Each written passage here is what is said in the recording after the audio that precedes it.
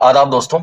78 number पर देखेंगे लिखा हुआ है 0.5 पे 4 घात माइनस 0.4 पे 4 घात पूरे का बटा वही पद लिखा हुआ है प्लस के रूप में और इस पर दो दो घात लगे हुए हैं का मान कितना होगा।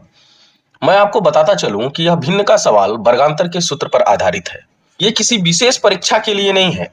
आप क्लास 5 से लेकर क्लास 10 तक किसी भी क्लास में पढ़ते हैं तो आप इस सवाल को बखूबी समझ सकते हैं। पहले मैं आपको बताता चलूं कि अगर किसी संख्या पे 4 घात लगे हुए हैं तो इसे आप लिख सकते हैं उसी संख्या पे 2 घात और पूरे पर 2 घात, यानी इन दोनों दो का आपस में मल्टीप्लाई हो जाएगा तो 2 दूना 4, ए पे 4 घात आपको मिल जाएगा। तो इसी रूप में हम इसे लिखने वाले हैं, यानी जो ऊपर लिखा हुआ है उसको। तो आप इसे लिखेंगे 0.5 पे 2 घात और इस पूरे पर 2 घात माइनस 0.4 पे 2 घात और इस पूरे पर 2 घात। अब ये हो गया a square minus b square और इस पूरे का बटा आप देख रहे हैं लिखा हुआ है 0.5 पर 2 घात प्लस 0.4 पर 2 घात। अब हम आगे चलते हैं और इसका विस्तार करते हैं। पहले कोष्टक में a प्लस बी और दूसरे में a माइनस बी के रूप में।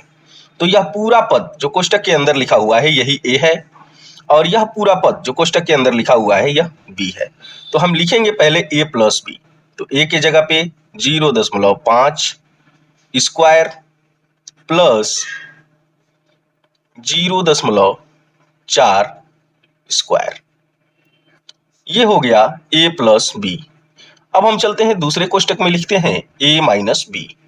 तो ये हमारे पास है 0.5 पे 2 घात माइनस 0.4 पर 2 घात, ये हो गया a माइनस बी और इस पूरे का बटा है 0.5 पर 2 घात प्लस 0.4 और इस पर 2 घात।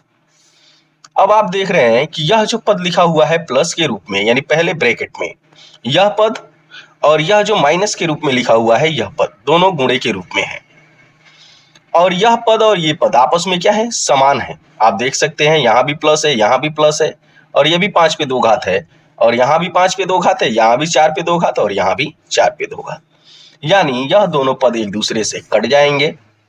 अब बचा आपके पास यहां 5 पे 2 घात माइनस 4 पे 2 घात, यह दशमलव के साथ है, ये आप ध्यान देंगे। तो आप इसे लिख सकते हैं 0.5 गुणे 0.5, यानी 0.5 पे 2 घात को हम लिख सकते हैं इस तरह गुणे के रूप में, माइनस इसको भी हम गुणे के रूप में लिख लेंगे, यानी 0.4 गुणे 0.4। अब आप देखेंगे यहां पर ये 5 का 5 में गुणा हो जाएगा, 5 25 हो जाएगा और यहां दशमलव के दाहिने तरफ 1 अंक और यहां दशमलव के दाहिने तरफ 1 अंक, यानी यहां दाहिने तरफ से गिन के हम 2 अंक के बाद दशमलव लगा देंगे, यानी 1 और 2, यानी दशमलव यहां लग जाएगा। माइनस यहां भी 4 का 4 में गुणा हो जाएगा तो 16 हो जाएगा और यहां भी दशमलव के दाहिने तरफ 1 अंक है, यहां भी दशमलव के दाहिने तरफ 1 अंक है, यानी दाहिने से गिन के 2 अंक के बाद हम दशमलव लगा देंगे, यानी 1 और 2 यहां पे हो गया। अब हम इन दोनों को घटा लेंगे। अगर आप दशमलव का घटाना जानते हैं तो आपके लिए आसान है, आप इस तरह से घटाएंगे इसको। 15 में से 6 गया तो यहाँ 9 मिलेगा आपको और यहाँ 1 बचा, 1 में से 1 गया 0 और यहाँ आपने दशमलव लगाया, यानी आपको मिला 0.09। यही हमारा आंसर है और ऑप्शन बी सही है। मुझे उम्मीद है कि इस वीडियो को भी आप भरपूर लाइक और शेयर करेंगे। आपके प्यार भरे कमेंट का बेहद शुक्रिया। आज के लिए इतना ही, फिर मिलेंगे अगली वीडियो में। जय हिंद।